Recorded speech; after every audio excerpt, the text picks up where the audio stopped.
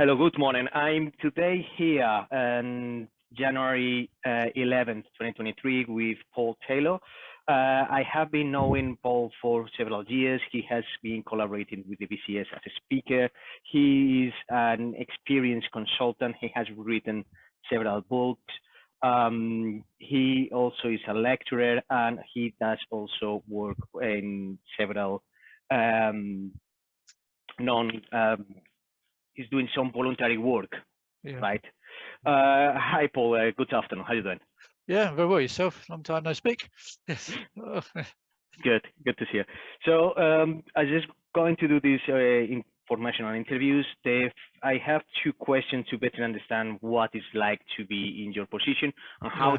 we can get, what are the challenges that find getting there. So the first Yeah. question is, how is like to be in your position? What are the things of your day-to-day job, including all these things that I have mentioned as Yeah. lecturer, consultant, Yeah. working voluntary and doing lecturing and Yeah. consultancy. How is like that? What is what you like the most? What is what you like Yeah. the least? Where do you think you do the most impact? Yeah. I mean, I think at a high level, what it's actually quite a varied role. Yeah, one of the things I was as a child, I always liked doing lots of different things to various levels of incompetence, to be honest with you.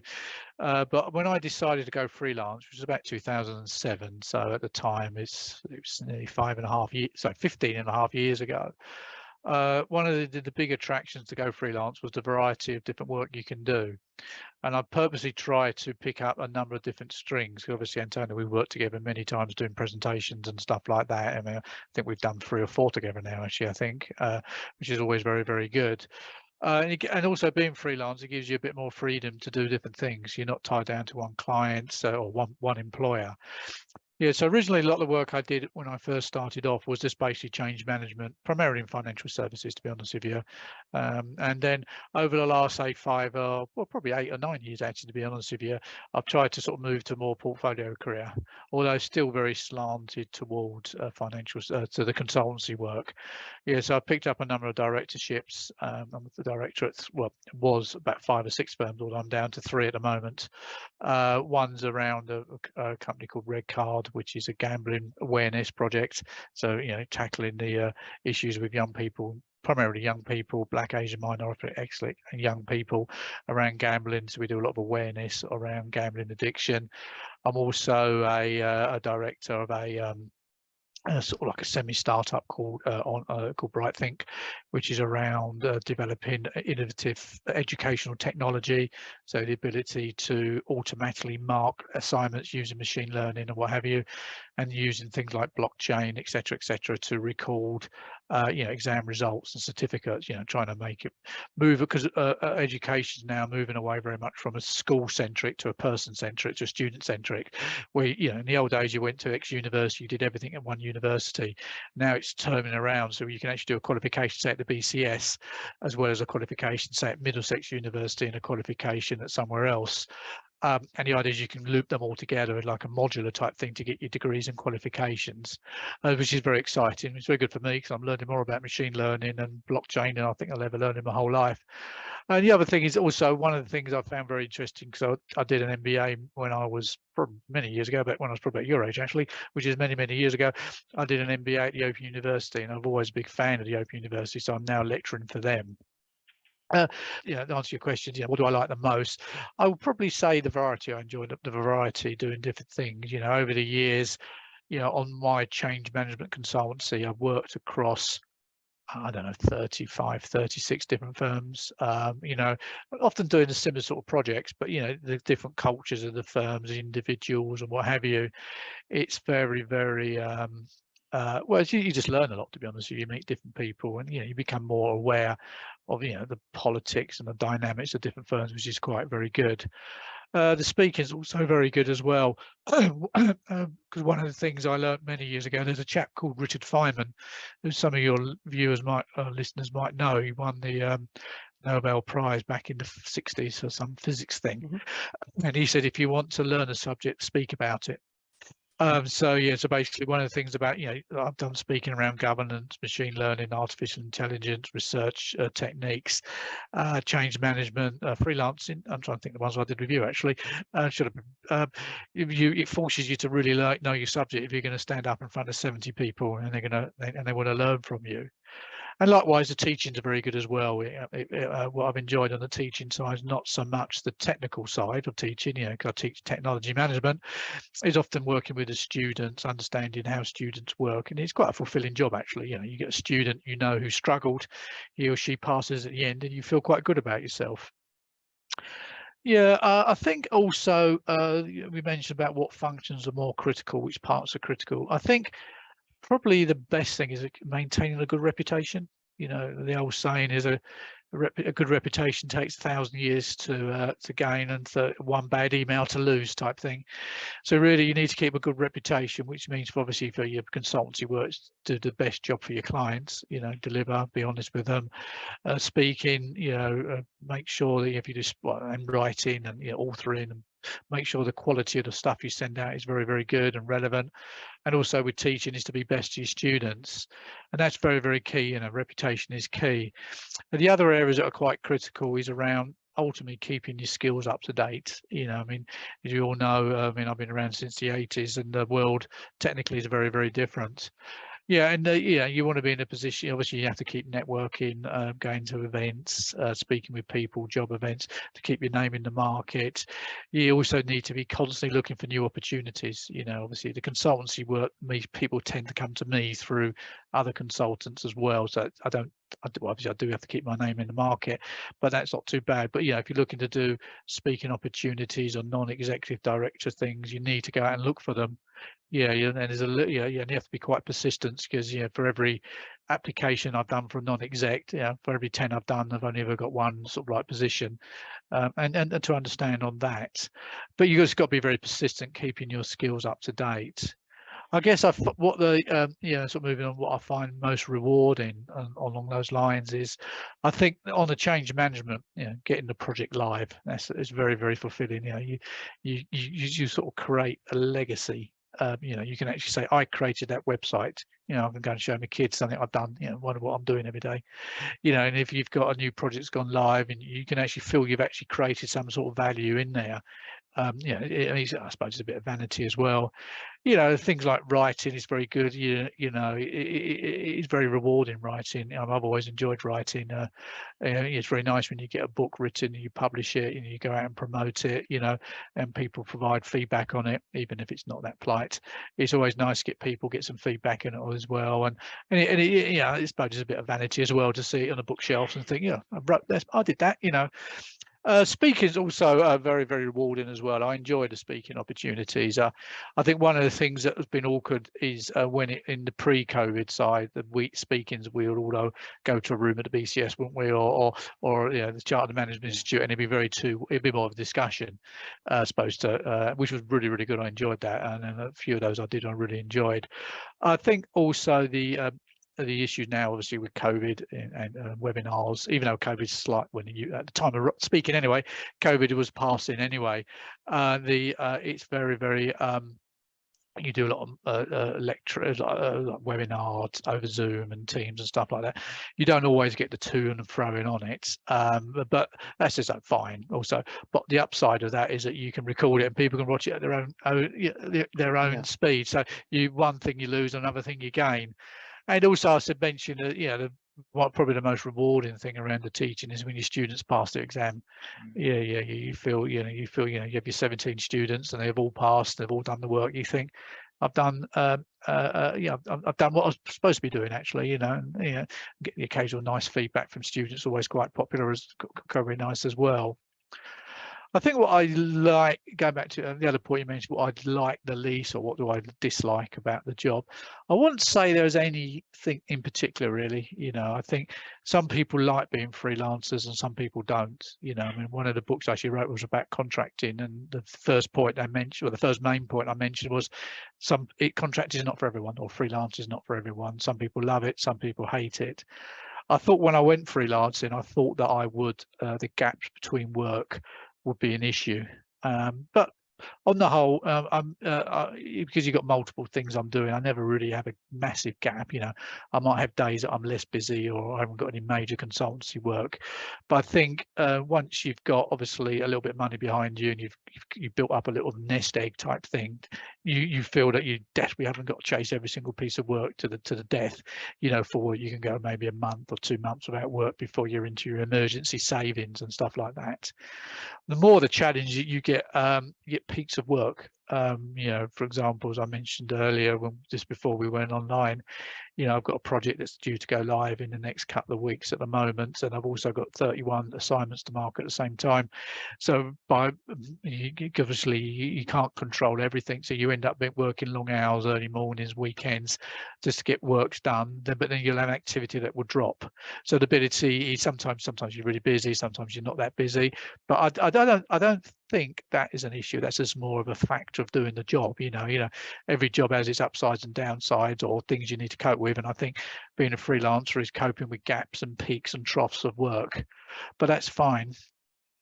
Regarding sort of like I say challenges that I face on my role and everything, I think one of them, I mean, it sort of ties on to almost repeating some of the stuff I mentioned earlier.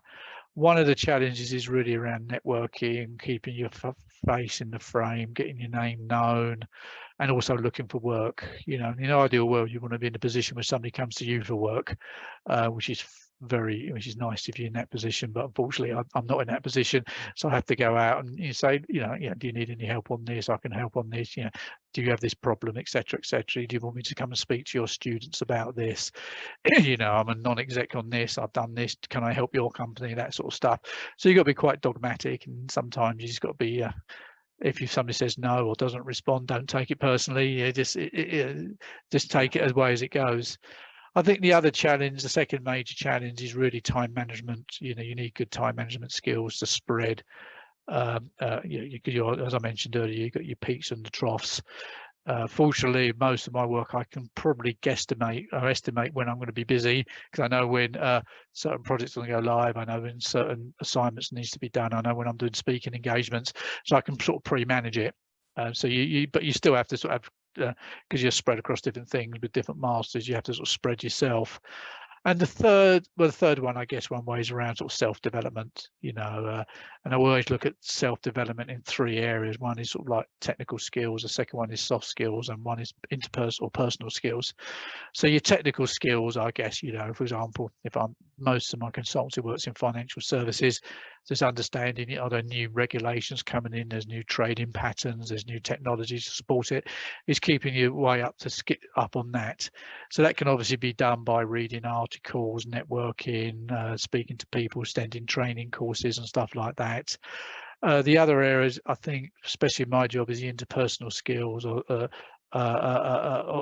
developing yourself as an individual. So, excuse me, the ability to manage people, manage yourself, cope with conflict, managing resistance, dealing with people who are awkward, dealing with people who aren't awkward, and sometimes that actually comes with old age, because often the best way you learn with interpersonal skills is by doing it wrong, making a mistake and thinking, I'm not going to do that again, and learning with that sort of things.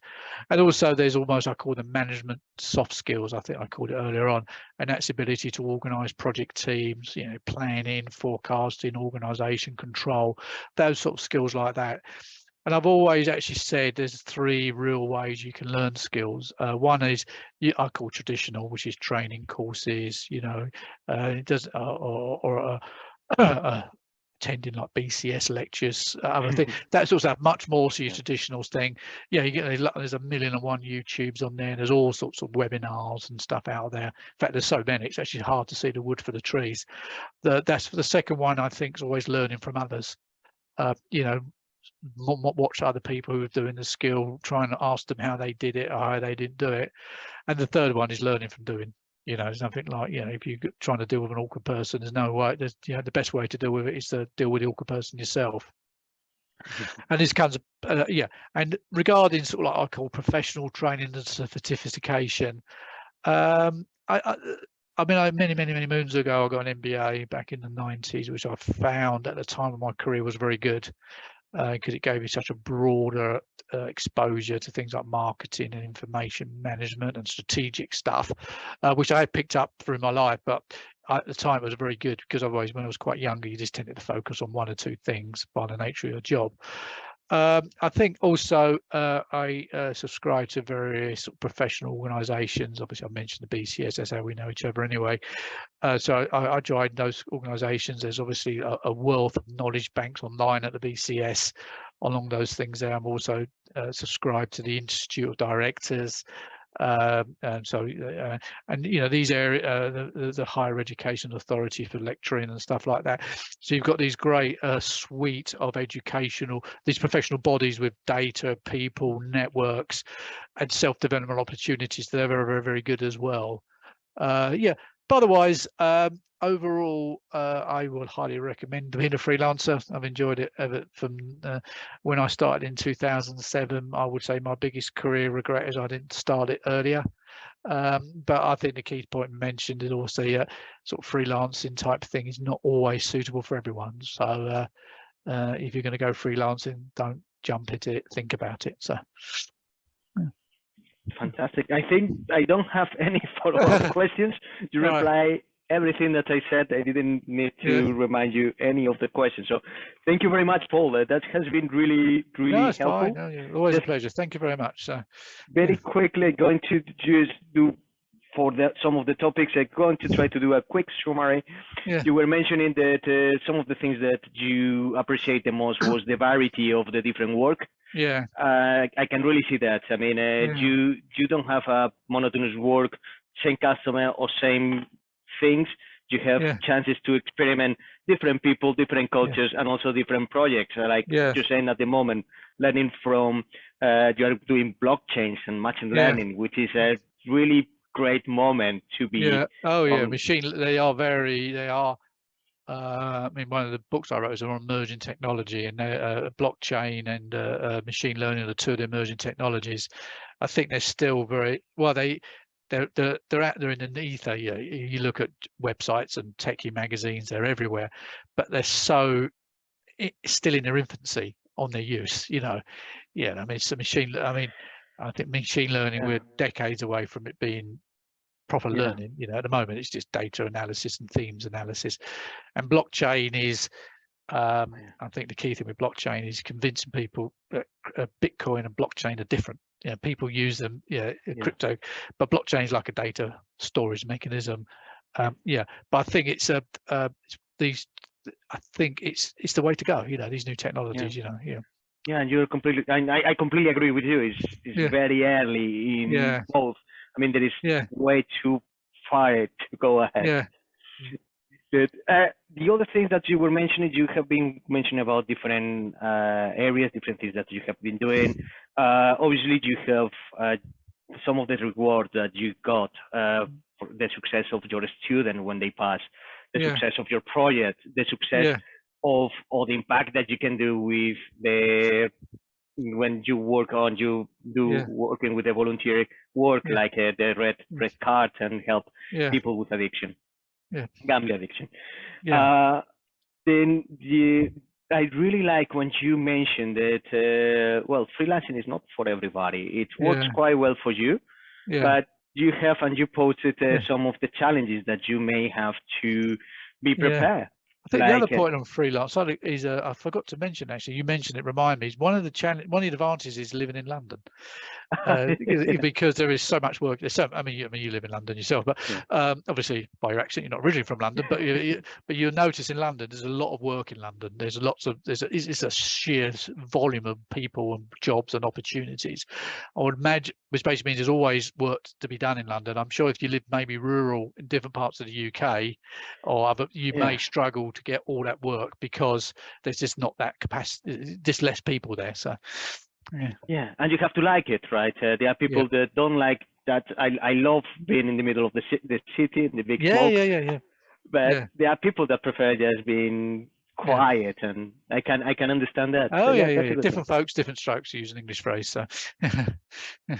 Good. And then we were mentioning some of the challenges, and I did like because you mentioned that there are a few things that you have to have clear. You will need to build and maintain your reputation. You Yeah. will need to be looking for and building new opportunities all the time.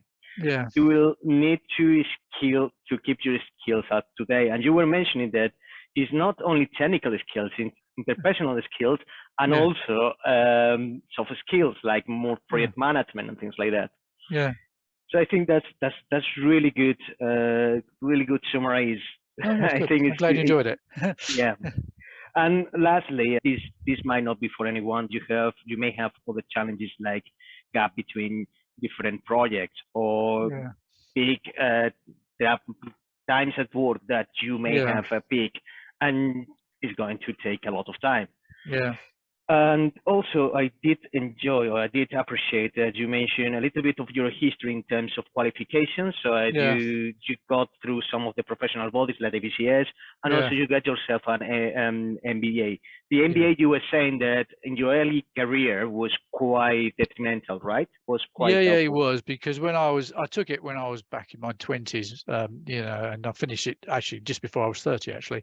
And the thing was, I was I was working in a very small financial services firm. It was very narrow what they did, Yeah, which was, I enjoyed it immensely. But when you look at the MBA, you suddenly realise there's such a bigger world out there. yeah, You suddenly realise, IT trading support, which I was doing at the time, is well interested in everything. Is so narrow and thin. When you do the MBA, you worry about, And what also I liked about the MBA was, because I did it through the Open University, hence how I ended up hmm, working there, is that it combined academia models as hmm, well as pragmatic, what happens in the real world, yeah, where obviously a lot of educational stuff can either be very academic, and some people just struggle with that, where other people love it. What I did, I enjoyed you had the both, yeah, so you'll have something like, the question would be, like, a typical example would be discuss, a marketing theory, explain how that interacts with what you're doing in your daytime job, type thing. Yeah, so I mean, again, MBAs they often get a bad press and things like that. There's a sort of rude anagrams that MBA stands for, but I do think it's definitely a worthwhile qualification for everyone. So, yeah, brilliant. yeah, So I think that will be all. I mean, I'm yeah. really happy with all the Yeah. answers. I No, want that's to good. thank you No, again for joining yeah. us and take your time today. Thank you. Okay. Yep. All the best.